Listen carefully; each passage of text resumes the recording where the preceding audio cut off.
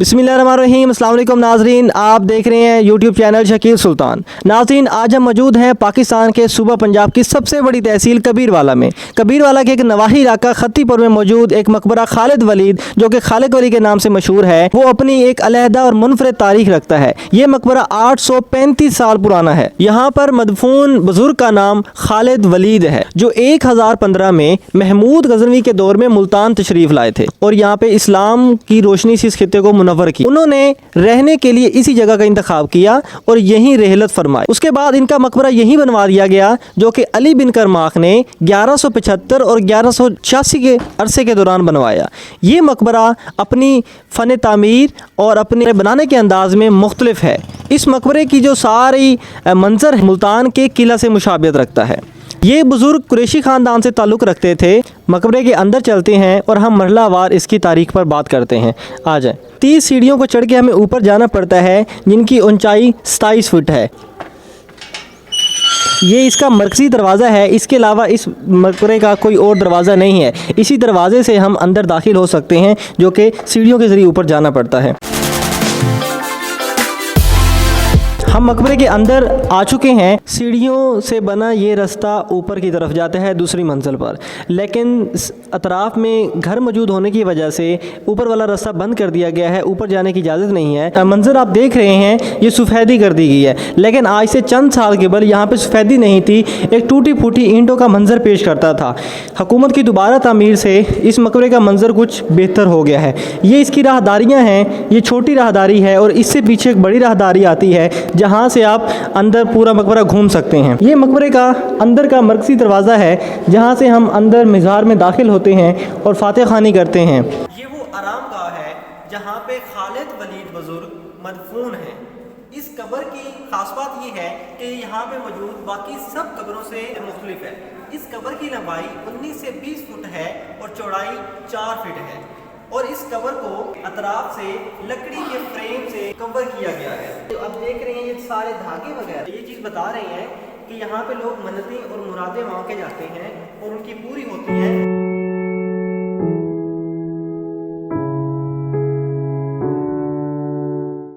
ये गुंबद का अंदर का हिस्सा है, जो सतह ज़मीन से 75 से 80 फीट बुलंद है। इसको बग़ैर सरिये और सीमेंट के लगाया गया है और ये पुरानी फ़न तमीर की सही अक्कासी करता है। वलियों और अल्लाह के महबूब बुज़ुर्गों के मज़ारों पर भी अजीब सुकून और कैफियत तारी रहता है। इस दरबार में 5 जगह पर अंदर दिए जलाने की जगह बनाई हुई है, जिस पे जो भी मुरीद आते हैं वो यहाँ पे दिया जलाकर जाते हैं। हमने यहाँ पे आए हुए मुरीदों से सवाल जवाब किए तो उनका बताना है कि हम यहाँ पे जो भी मन्नत और मुरादें मांग के गए हैं वो हमारी पूरी हुई हैं, तभी तो हम इतना सफ़र करके यहाँ पे आते हैं और फातिहा खानी करते हैं और चीज़ बांट के जाते हैं। मकबरे के अंदर एक गोलक रखी गई है, यहाँ पे लोग अपनी अकीदत से पैसे डाल के जाते हैं, जो कि इसके चंदे के लिए इस्तेमाल हो रही है। मकबरे की इमारत के अंदर चारों तरफ 5 बग़ैर दरवाज़ों की खिड़कियाँ मौजूद हैं। इन खिड़कियों की शक्ल मेहराब की तरह है और खिड़कियों के अंदर खड़े होकर आप कब्रिस्तान का नज़ारा भी कर सकते हैं और इर्द गिर्द की हरियाली और पुराने घरों का नज़ारा भी आप देख सकते हैं।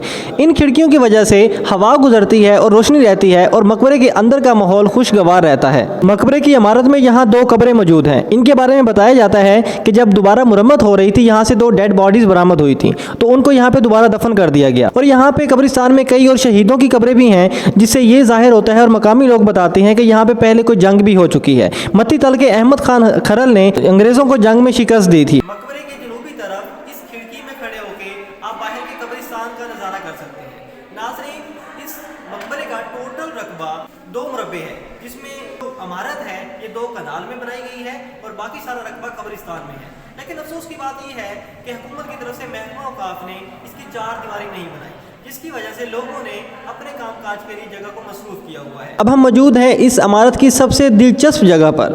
आप मेरे पीछे देख सकते हैं, ईंटों को तराश के आयात लिखी हुई हैं। यहाँ पे आयतल कुर्सी और दूसरी मुख्तलिफ आयात लिखी हुई थी।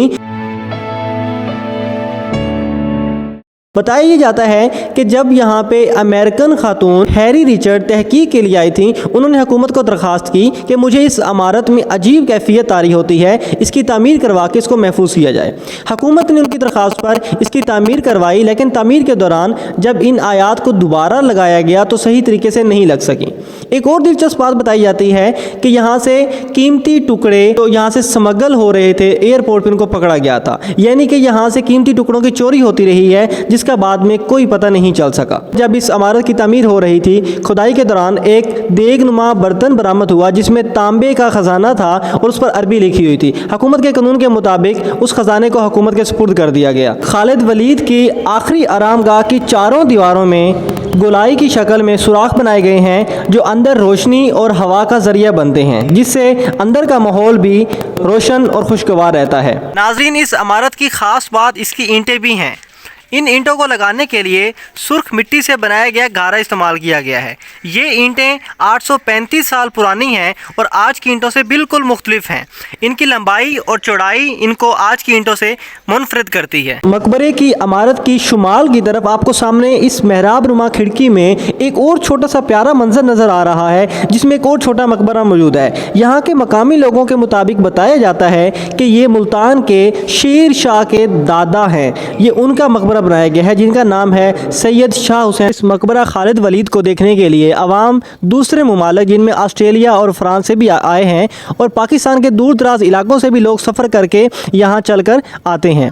बताया जाता है ये इलाका दरियाए रावी की गुजरगाह भी रहा है। यहाँ से दरिया भी गुजरता रहा, लेकिन वक्त के साथ साथ दरिया यहाँ से महदूद होता गया। नाज़रीन, आज से कुछ साल पहले यहाँ पे खाने पीने की चीज़ें और सहूलतें बहुत ज़्यादा कम थी, लेकिन जैसे ही हुकूमत की इस इमारत की तरफ तवज्जो हुई है, लोगों का सिलसिला बढ़ गया है आने का। खाने पीने की अशिया भी दस्तयाब हो गई हैं, चंद दुकानें बनी हैं और कुछ नई दुकानें भी बन रही हैं ताकि जो सयाह यहाँ पे आते हैं उनको यहाँ पे तमाम किस्म की सहूलियात मिल सकें। यहाँ जुमा वाले दिन ज़्यादा रश रहता है, या फिर यहाँ के जो मुरीद हैं फातह खाने के लिए और अपनी मन्नतें और मुरादों के लिए यहाँ पे आते हैं, उन्होंने अपने दिन तय किए हुए हैं और उस दिन यहाँ पे बहुत ज़्यादा रश रहता है।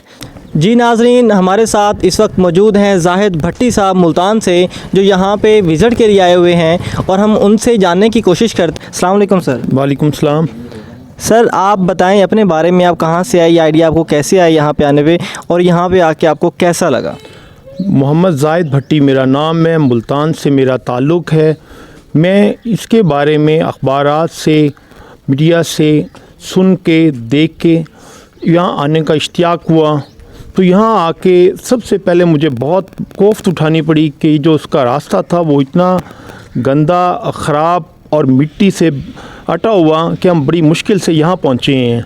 तो यहाँ आके हमें बहुत खुशी हुई है कि ये तो बहुत बड़ा हमारा जो सकाफ़ती विरसा है वो बहुत बड़ा, जो कि आम लोगों की नज़र से ओझल है पड़ा, इतना शानदार यहाँ मौजूद है पड़ा, जिसको आपको देख के न सिर्फ खुशी होगी बल्कि आप फ़ख्र महसूस करेंगे कि इस तरह का कीमती एहसासा यहाँ मौजूद है। लोक विरसा हमारी उसको चाहिए, गवर्नमेंट को चाहिए कि इसके ऊपर इसको उजागर करे और इसके लिए प्रॉपर रास्ता दे, और यहाँ सहूलतें जो ना होने के बराबर हैं, फुकदान हैं, उस पर तवज्जो दे। तो ये हमारे लिए बल्कि पाकिस्तान के लिए बहुत कीमती विरसा है, एहसासा है। इसकी हिफाजत करें, इसका ख्याल करें। बहुत शुक्रिया। जी नाज़रीन, आपने यहाँ के एक सयाह की सारी बातें सुनी और इस तरह के कई लोग दूर दराज शहरों से आते हैं। अब हाजिर हूँ मैं अपनी टीम के साथ, आमिर सुहेल कैमरामैन, और आज हमें एक जाहिद भाई ने ज्वाइन किया है। आपको अगर हमारा ये काम पसंद आए, डॉक्यूमेंट्री पसंद आई, तो आप इसे लाइक करें, शेयर करें और इस पर कमेंट भी दें अपना। नाज़रीन, ये सारी तारीख हमने वही बताई है जो हमने यहाँ के लोगों से जमा की। Like the video, subscribe the channel, share the video.